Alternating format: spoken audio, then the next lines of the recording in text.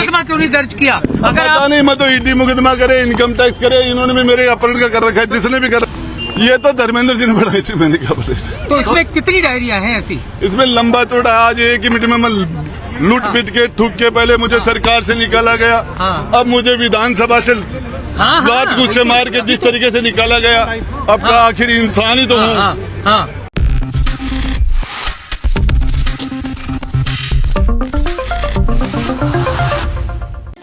साल के अंत में विधानसभा चुनाव होने जा रहे हैं और इन विधानसभा चुनाव से पहले मुश्किलों का सामना कर रहे हैं मुख्यमंत्री अशोक गहलोत।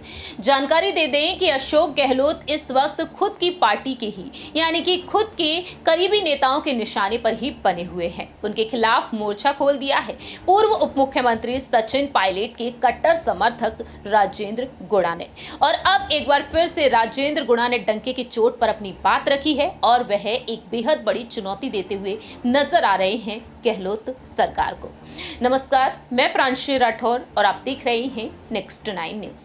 दरअसल आपको बता दें कि सीएम अशोक गहलोत के कारनामों को लेकर हाल ही में राजेंद्र गुड़ा ने खुलासा किया था।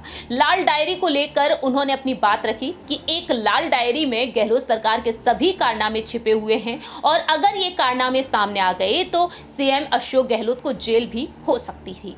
ऐसे में देखा जाए तो अब यहाँ पर राजेंद्र गुड़ा और भी तरीके से अपनी बातें रखते हुए नजर आए, क्योंकि आपको बता दें कि राजेंद्र गुड़ा ने कुछ दिनों पहले ही मणिपुर हिंसा को लेकर अपनी बात रखी और राजस्थान में जो घटनाएं घट रही हैं महिलाओं के साथ, लड़कियों के साथ, उन्हें देखते हुए उन्होंने गहलोत सरकार पर निशाना भी साधा था, जिसके बाद राजेंद्र गुड़ा मंत्री पद से बर्खास्त कर दिए गए और बर्खास्त हो जाने के बाद लाल डायरी का उन्होंने मुद्दा उठा दिया। इसके बाद यह देखने को मिला कि राजेंद्र गुड़ा के ऊपर गिरफ्तारी की तलवार भी लटकती हुई नजर आई है, क्योंकि राजेंद्र गुड़ा एक जमीन के घोटाले को लेकर अब यहाँ पर मुश्किलों का सामना कर रहे हैं और ऐसे में देखा जाए तो राजेंद्र गुड़ा को लेकर ये दावे किए जा रहे हैं कि जो जांच पड़ताल उस मामले में की जा रही है, अगर राजेंद्र गुड़ा उस मामले में वाकई में शामिल हैं तो कहीं ना कहीं उनकी गिरफ्तारी हो सकती है। इसी बीच देखा जाए राजेंद्र गुड़ा ने एक बार फिर से अपनी बात रखी है। दरअसल आपको बता दें कि मौका रहा नीम का थाना जिले के स्थापना समारोह का, और इस समारोह के बाद राजेंद्र गुड़ा ने अपनी बात रखी मीडिया के सामने। उनका कहना रहा कि मुझ पर दबाव बना रहे थे, माफी मांगो। क्या गलत बोला था मैंने? सदन में मणिपुर पर बात हो रही थी तो हमसे 3000 किलोमीटर दूर है, उस घटना पर हम निंदा करते हैं, लेकिन महिला अपराध में राजस्थान अव्वल हो गया है हिंदुस्तान में। मैंने इतना कहा और अपने गिरेबान में झांको। बहन बेटियों ने उम्मीद के साथ मुझे भेजा था, बाकी नेता और पार्टी के जाति के बदौलत जीत कर आते हैं, ज्यादातर यहाँ पर अनुकंपा में आते हैं, जिनके पिता विधायक मंत्री थे अब बेटे बन गए। यहाँ पर राजेंद्र गुड़ा का कहना रहा कि युवा आत्महत्या कर रहे हैं, पेपर बिक रहे हैं, घर वाले कर्ज लेकर बच्चों को पढ़ाते हैं और आरपीएससी का मेंबर व चेयरमैन कौन बनाता है। ऐसे में राजेंद्र गुड़ा ने अपनी बात रखी कि कटारा पकड़ा जाता है, जिम्मेदार कौन है। विधायक राजेंद्र गुड़ा ने आगामी चुनाव को लेकर कहा कि मैं इसकी परवाह नहीं करता, मुझे रास्ता जाम के झूठे मामले में पूर्व सीएम वसुंधरा राजे ने 38 दिन जेल भेजा था। जेल के बाद गुड़ा फिर यहाँ पर सामने आ गए और लेकिन वसुंधरा राजे के समाचार परमानेंट समाप्त हो गए। अब यहाँ पर अशोक गहलोत जो काम कर रहे हैं, जोधपुर की पुलिस मेरे यहाँ आ रही है, क्या कर रहे हैं? राजेंद्र गुड़ा पर दुष्कर्म का मुकदमा लगाओगे। दुनिया में मेरा दुश्मन भी जानता है गुड़ा कैसा है। माता और बहनों के प्रति क्राइम के मामले में देखना चाहिए। सीएम को चेतावनी देते हुए उनका कहना रहा कि जेल में डाल दो, समाचार सदा के लिए समाप्त हो जाएंगे। उनका कहना रहा कि नीम का थाना जिला 25 साल पहले भी बनना चाहिए था। तो अब देखा जाए राजेंद्र गुड़ा इस बात को साफ तौर पर कह चुके हैं। राजेंद्र गुड़ा ने ये बातें भी कह दी हैं कि आप जेल में ही डाल दीजिए और समाचार खुद पे खुद समाप्त हो जाएंगे। अब देखते हैं कि आखिरकार राजेंद्र गुड़ा क्या उस मामले में बुरी तरीके से मुसीबतों में जिस तरीके से फंसे हुए हैं, किस तरह से वह सामना करेंगे। पार्टी हाईकमान का इस मामले में क्या कुछ अहम फैसला होगा। आखिरकार दिल्ली तक जिस तरह से सियासत तेज हो चुकी है लाल डायरी को लेकर, आखिरकार इस मामले पर क्या कुछ कहना रहेगा पार्टी हाईकमान का, ये वक्त के साथ साथ ही पता चलेगा। फिलहाल हमारी इस रिपोर्ट में इतना ही। बाकी की तमाम अपडेट्स के लिए देखते रहिए नेक्स्ट 9 न्यूज। तो लाल डायरी में आखिर है क्या, बताते क्यों नहीं आप? देखिए, लाल डायरी का पार्ट 1 उनके पास गया, जो क्या था? पार्ट 1 पार्ट 2 कुछ तो बताइए। उसके पार्ट दूसरा है, उसके अंदर पैसे का लेन देन है। कौन से चुनाव किस तरीके का? राज्यसभा के चुनाव में किसको कितने पैसे दिए, इसके अंदर सरकार बचाने के लिए किस किस को कितने कितने पैसे दिए। कितने पैसे? अभी तक आप चुप क्यों थे? करोड़ों के अंदर दिए थे। नाम लूंगा तो मैं आपको बता दूं, आपको पता है हेलीकॉप्टर खाली कैसे चले गए थे बीजेपी के? कौन सी जादूगरी थी? कौन सा हरिश्चंद्र था ये मुख्यमंत्री?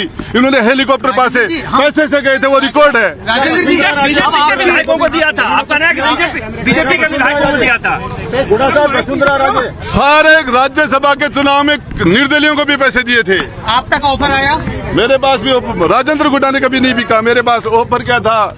मैंने तो सारी चीजों को ठुकरा के आज मेरे ऊपर तो चार्ज लगा रहे हैं कि मैं बीजेपी से मिला हूँ। मैंने एक बार नहीं, मैंने इनकी दो बार सरकार बनाई है। माननीय अशोक जी गहलोत 3 बार मुख्यमंत्री बने, 2 बार राजेंद्र गुट्टा से। पाप हुआ इनकी भोली शकल देख के। तो लोग ये कह रहे हैं आपको फायदा हुआ होगा इसलिए आप गए। मुझे क्या फायदा हुआ? मेरी जांच करा लेना, मेरी प्रॉपर्टी चेक कर लेना, मेरे बैंक बैलेंस चेक कर लेना। जब नोटबंदी हुई थी दुनिया के अंदर, एक राजेंद्र गुड्डा का खाता था जिसमें 1000 और 500 का एक नोट भी जमा नहीं हुआ था। गुड्डा साहब ये बताइए कि आप वो लाल डायरी लेने धर्मेंद्र राठौड़ के फ्लैट पर क्यों गए थे? किसने भेजा था आपको? राजस्थान के लोकप्रिय मुख्यमंत्री अशोक गहलोत जी ने भेजा था। क्या कहा था? कि ये डायरी यदि नहीं निकल पाई तो बहुत समस्या हो जाएंगे, अपना सारा खेल बिगड़ जाएगा। किसी भी कॉस्ट पे, किसी भी कीमत पर गुड्डा तू ये काम कर सकता है। मैंने ये काम कर दिया। कैसे किया?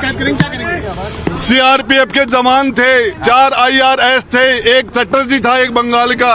वहाँ जिस तरीके से मैंने जिस तरीके से आप कैसे गए?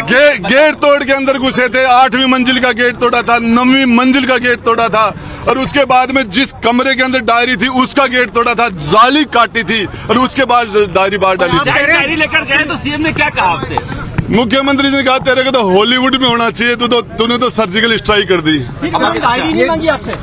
उन्होंने कहा ये आपके खिलाफ ईडी ने मुकदमा क्यों नहीं दर्ज किया? पता नहीं, मैं तो ईडी मुकदमा करे, इनकम टैक्स करे, इन्होंने भी मेरे अपहरण का कर रखा है। जिसने भी कर रखा मैं तो तैयार हूँ। लाल डायरी आपने ही तैयार की थी या कोई और भी था? बनाई किसने थी ये लाल डायरी? ये तो धर्मेंद्र जी ने बनाई थी, मैंने क्या बोला। तो इसमें कितनी डायरियां हैं ऐसी? इसमें लंबा चौड़ा, आज एक ही मिनट में मैं लूट पिट के ठुक के पहले मुझे सरकार से निकाला गया। अब मुझे विधानसभा से लात गुस्से मार के जिस तरीके से निकाला गया। अब का आखिर इंसान ही तो हूँ। मेरी भी कैपेसिटी होगी। वो नहीं होता। मेरी हाल, मुझे एक बार जिस तरीके से इन्होंने मुझे, यहाँ से मैं बड़ा बेआबरू होके सदन से जा रहा हूँ, बड़ा बेआबरू होके मुझे मंत्रिमंडल से निकाला गया। बड़े से बड़े अपराधी को भी मुकदमा दर्ज होता है, उसकी इन्वेस्टिगेशन होती है, उसका चालान होता है, फिर बड़े कोर्ट में मुकदमा कमिट होता है, फिर उस पर चार्ज लगता है, फिर उस पर गवाह लगते हैं, उस पर सफाई के गवाह लगते हैं, मुलजिम बयान होता है, फिर बहस होता है, उसके बाद फैसला होता है। मेरा 1 सेकंड में फैसला कर दिया। आपको कहा जा रहा है कि शेष सत्र के लिए भी निकाला जाएगा आपको, और पार्टी से भी निकाल सकते हैं, कांग्रेस से। मैं ये कह रहा हूँ कि जब तक मैं राव शेखा का वंशज हूँ, हमारी 3 पीढ़ियां एक साथ कट गई थी महिला के सम्मान के लिए रड़ावता में, उसका वो DNA है मेरा। मरते दम तक लड़ूंगा, जब तक मेरा दिल धड़केगा, जब तक मेरे सांस रहेगा। मैं किसी के सामने माफी मांगने वाला नहीं हूँ। मुझे तरह तरह से दबाने की कोशिश की गई, मेरे पर प्रेशर बनाने की कोशिश की गई कि मैं चुप रहूं और मैं इनके सामने माफी मांग लूं। मैंने कौन सा पाप किया मैं माफी मांगू? गुड्डा साहब आप कह रहे हो मारपीट की, लेकिन विधानसभा के कैमरे और तमाम चीजें तो बंद थी उस टाइम जब मारपीट जब शुरू हुई तब तो चल रहे थे। जब मारपीट में नीचे गिरने के बाद ही तो किया उन्होंने। आप जो कुछ लोग तो अंदर होंगे, आप मीडिया में 2-5 लोगों ने नहीं देखा कि मुझे नीचे पटका है। किस तरीके से मेरे ऊपर 50 से ज्यादा लोग चढ़ गए थे, किस तरीके से। गुड्डा साहब एक आरोप लगाए जा रहे हैं राजेंद्र राठौड़ से आपकी मिलीभगत है। देखिए, महेश जोशी को राजेंद्र राठौड़ ने यूनिवर्सिटी प्रेसिडेंट बनाया, रघु शर्मा को राजेंद्र राठौड़ ने प्रेसिडेंट बनाया, और इसके बाद में जिस तरीके से महेश जोशी के खिलाफ एक मीणा लड़का और टीवी के ऊपर मोबाइल के अंदर ये कह रहा कि मेरी मौत का जिम्मेदार महेश जोशी है, और उसके बाद वो मर जाता है। यदि कोई राजेंद्र गुड्डा का इस तरीके से नाम ले, राजेंद्र गुड्डा 1 सेकंड में जेल में हो। जिस तरीके से उनके बेटे रोहित जोशी ने जो कमाल किया महिलाओं के साथ, जो वो सबको पता ही है। सरकार का प्रोटेक्शन है, इसलिए हर गुनाह माफ है। मैं तो हर अपराधी की एक एक गुजारिश होती कि हमें अगले जन्म में हे भगवान महेश जोशी बनाए। हर एग्जाम देने वाले की ये ख्वाहिश होती कि महेश गोविंद डोटासरा के घर में रिश्तेदार बनाए, नहीं उनके घर में जन्म दे। ये हर कंपटीशन देने वाले की ख्वाहिश होती है। और मैं ये कहता हूँ भगवान मुझे अगले बार अशोक गहलोत बने। हाँ नहीं लाइव है ना, लाइव है। चलो लाइव कर आओ।